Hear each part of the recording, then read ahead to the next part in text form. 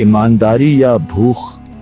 गरीबी इंसान को तोड़ देती है, मगर यह कहानी उस आदमी की है जिसने गरीबी में भी अपना ईमान नहीं बेचा। और यही फैसला उसकी जिंदगी का सबसे बड़ा इम्तिहान बन गया। जिस द्वार की यह दास्तान है, वह द्वार आज से कई बरस पहले का था, जब गांवों की सुबह अजान की आवाज और बैलों की घंटियों से शुरू होती थी। सूरज की पहली किरण मिट्टी के घरों पर पड़ते ही जैसे जिंदगी जाग उठती थी। यही वह वक्त था जब इंसान की कीमत उसके किरदार से आंकी जाती थी, दौलत से नहीं। इसी दौर में दरिया के किनारे बसा एक छोटा सा गांव था, रहमतपुर। चारों तरफ हरियाली, कच्ची पगडंडियां और सादगी से भरी जिंदगी। रहमतपुर के आखिरी सिरे पर, जहां गांव खत्म होता था और दरिया की सरसराहट शुरू होती थी, वहां एक टूटी फूटी झोपड़ी थी।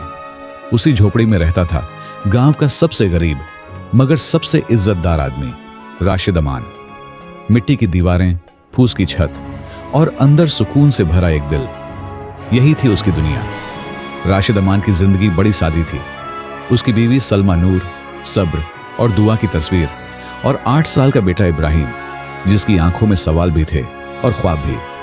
राशिद के पास जमीन के नाम पर सिर्फ 2 बीघा खेत था। वही खेत उसकी रोजी, उसकी उम्मीद और उसका इम्तिहान था। हर सुबह वह फज्र के बाद हल उठाता, खेत की तरफ बढ़ जाता और सूरज ढलने तक मिट्टी से जूझता रहता। उसके हाथों में मेहनत की मोटी लकीरें थीं और चेहरे पर धूप की सख्ती, मगर आंखों में एक अजीब सा सुकून था। सुकून जो सिर्फ सच्चे लोगों की आंखों में होता है। गांव वाले कहते थे, अगर कभी सच और झूठ में फर्क समझना हो तो राशिद अमान को देख लेना। वह कभी किसी की अमानत में खयानत नहीं करता, न ही किसी का हक मारता। गरीब था मगर ईमान से अमीर। एक दिन की बात है, गर्मियों की तपती दोपहर थी। आसमान आग उगल रहा था और हवा तक थमी हुई थी। राशिद खेत में हल चला रहा था। तभी सलमा नूर उसके लिए खाना लेकर आई। दोनों दरख्त की छांव में बैठे रोटी का निवाला तोड़ ही रहे थे कि अचानक राशिद की निगाह झाड़ियों की तरफ गई। कुछ चमका। पहले तो उसने सोचा धूप का धोखा होगा, मगर जब दोबारा देखा तो दिल जोर से धड़क उठा। झाड़ियों के पास एक पुरानी चमड़े की थैली पड़ी थी और उसके मुंह से कुछ सुनहरी सी चमक बाहर झांक रही थी। राशिद उठा, कदम भारी हो गए। उसने झुककर थैली उठाई, हाथ कांप गए। अंदर सोने के सिक्के थे, इतने सोने के सिक्के कि उसकी सांस अटक गई। उसने जिंदगी में इतना सोना कभी नहीं देखा था। सलमा नूर भी पास आ गई। उसकी आंखें फैल गईं। राशिद, उसकी आवाज भर्रा गई। शायद अल्लाह ने हमारी सुनी, मगर राशिद का चेहरा उतर गया। वह थैली को देख रहा था जैसे वह कोई अजगर हो। नहीं सलमा, उसने धीमे मगर सख्त लहजे में कहा, यह हमारा नहीं है। सलमा चुप हो गई। किसी की जिंदगी भर की कमाई हो सकती है, राशिद बोला, और जो चीज हमारी नहीं वह हमें सुकून नहीं दे सकती। सलमा के दिल में तूफान था। वह गरीबी जानती थी, मजबूरी जानती थी, मगर वह अपने शौहर को भी जानती थी। उसकी ईमानदारी पत्थर की लकीर थी। शाम होते होते गांव में खबर फैल गई। लोग झोपड़ी के बाहर जमा होने लगे, कोई हैरानी से, कोई लालच से और कोई उम्मीद से। गांव के मुखिया करीम अंसारी भी वहां पहुंचे। सफेद दाढ़ी, भारी आवाज और रुतबे वाला चेहरा। राशिद ने पूरी बात साफ साफ सुना दी। करीम अंसारी ने थैली हाथ में ली, सिक्कों को देखा और गहरी सांस ली। राशिद अमान, उन्होंने कहा, तुम्हारी ईमानदारी पर हमें नाज है। उन्होंने ऐलान किया कि अगले दिन पंचायत बैठेगी। असली मालिक को सामने आकर सबूत देना होगा, तब तक थैली उनके पास रहेगी। उस रात सलमा नूर सो नहीं सकी। उसे लगता रहा कि किस्मत दरवाजा खटखटाकर लौट गई, मगर राशिद चैन से सोया। उसके दिल पर कोई बोझ नहीं था। अगली सुबह चौपाल पर पंचायत जमी। गांव के बुजुर्ग, जवान सब मौजूद थे। करीम अंसारी ने आवाज दी कि जिसका भी माल है वह आगे आए। कई लोग आए। किसी की बात झूठी लगी, किसी के जवाब अधूरे थे। हर दावा टूटता गया। तभी दूर से एक बूढ़ा आदमी आता दिखा। फटे कपड़े, कांपते कदम और आंखों में डर। उसने चौपाल में कदम रखा और बोला, शायद वह थैली मेरी है। पूरा गांव खामोश हो गया। करीम अंसारी ने सवाल किए। बूढ़े ने बिना रुके जवाब दिए। सिक्कों की गिनती, थैली का रंग। यहां तक कि उस पर खड़े हुए हल्के निशान भी। सबूत पूरे थे। मगर तभी भीड़ के बीच से एक सख्त आवाज उठी। जरा ठहरिए। यह आवाज थी गांव के साहूकार जमालुद्दीन सेठ की। उसकी आंखों में कुछ और ही था और वहीं से इस कहानी ने करवट ली। जमालुद्दीन सेठ की आवाज जैसे ही चौपाल में गूंजी, माहौल में एक अजीब सी बेचैनी फैल गई। लोग एक दूसरे का मुंह देखने लगे। बूढ़ा आदमी सहम गया और राशिद अमान ने फौरन सेठ की तरफ देखा। उसे इस आवाज में इंसाफ कम और चाल ज्यादा महसूस हुई। हाजी करीम साहब, जमालुद्दीन बोला, मैं यह मानने को तैयार नहीं कि यह थैली इस फकीर की है। इतने सालों बाद अचानक इसे सब कुछ कैसे याद है? मुमकिन है इसने किसी से सुन लिया हो। कुछ लोग सिर हिलाने लगे। लालच की फुसफुसाहट भीड़ में दौड़ने लगी। करीम अंसारी ने सख्त निगाह से सेठ को देखा। तो तुम्हें क्या लगता है जमालुद्दीन? सेठ ने होंठों पर बनावटी मुस्कान सजाई। मेरा कहना है कि यह थैली गांव की अमानत समझी जाए। राशिद अमान ने जो नेकी की है उससे कुछ सिक्के दे दिए जाएं और बाकी रकम गांव के काम आए। सलमा नूर का दिल धक से रह गया। कुछ पल के लिए उसे लगा शायद किस्मत फिर से उनके दरवाजे पर आ खड़ी हुई है। मगर उसी पल राशिद अमान आगे बढ़ा। नहीं, उसकी आवाज शांत थी मगर मजबूत। यह गलत होगा। सब चौंक गए। यह बुजुर्ग सही सही सब बता चुका है, राशिद बोला।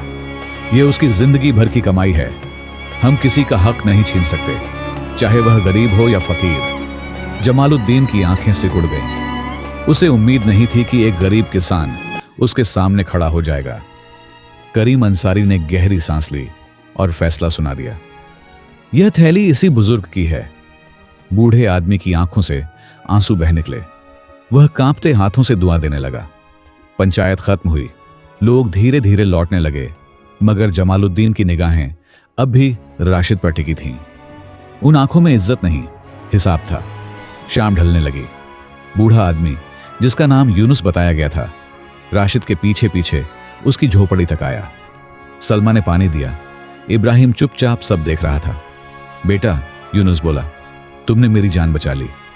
उसने थैली खोली और 10 सोने के सिक्के राशिद की तरफ बढ़ाए।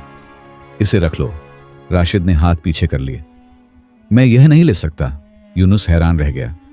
इतनी गरीबी में भी? नेकी अगर सौदे में बदल जाए, राशिद बोला, तो नेकी नहीं रहती। यूनुस की आंखें भर आईं। उसने हाथ उठाकर दुआ दी और चला गया। जाते वक्त उसने एक बार पलटकर देखा। झोपड़ी में उजाला नहीं था, मगर दिलों में रोशनी थी। अगले कुछ दिन गांव में अजीब खामोशी रही।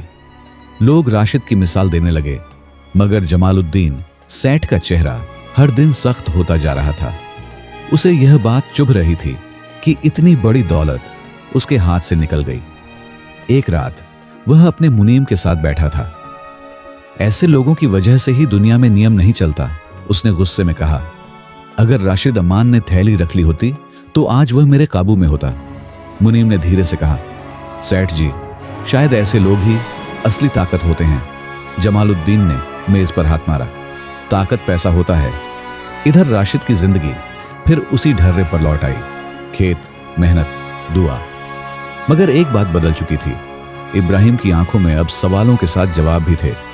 एक दिन उसने पूछा, अब्बू, अगर हम वह सोना रख लेते तो क्या बुरा होता? राशिद ने हल रोका। बुरा यह होता बेटा कि हम हर दिन डर के साथ जीते। इब्राहिम चुप हो गया। कुछ हफ्तों बाद गांव में एक नई हलचल मची। शहर से एक बड़ा सौदागर आया था, जान मलिक। लंबा कद, सादा कपड़े और आंखों में तेज नजर। वह जमीन देखने आया था, मगर गांव में घूमते घूमते उसे राशिद की कहानी सुनने को मिली। वह सीधे करीम अंसारी के पास पहुंचा। मैं उस आदमी से मिलना चाहता हूं, उसने कहा। अगले दिन जान मलिक खुद झोपड़ी पर आया। राशिद खेत से लौटा तो सामने एक अनजान मेहमान खड़ा था। सलाम के बाद चाय बनी। बातों बातों में जान ने कहा, मुझे ईमानदार आदमी चाहिए। राशिद चुप रहा। मैं यहां एक गोदाम खोलना चाहता हूं, जान बोला, और उसकी जिम्मेदारी तुम्हें देना चाहता हूं। सलमा की आंखें चमक उठीं। मगर मैं अनपढ़ हूं, राशिद बोला। ईमानदारी पढ़ाई से नहीं आती, जान मुस्कुराया। राशिद ने हामी भर ली। शायद किस्मत ने आखिरकार मेहनत को देखा था। महीनों में गोदाम चल पड़ा। राशिद दिन रात मेहनत करता, हिसाब साफ, बात साफ। लोग दूर दूर से आने लगे। यह खबर जब जमालुद्दीन सेट तक पहुंची तो उसके होंठों पर कड़वी मुस्कान आ गई। अब खेल शुरू होगा, उसने खुद से कहा। एक शाम गोदाम पर एक आदमी आया। उसने धीरे से कहा, अगर तुम घटिया माल बेच दो तो यह तुम्हारे लिए है। उसने थैली आगे बढ़ाई। इस कहानी का अगला हिस्सा बताएगा कि एक सही फैसला कैसे जिंदगी का सबसे बड़ा इम्तिहान बन जाता है। आगे क्या हुआ, यह जानने के लिए नेक्स्ट पार्ट जरूर देखिए।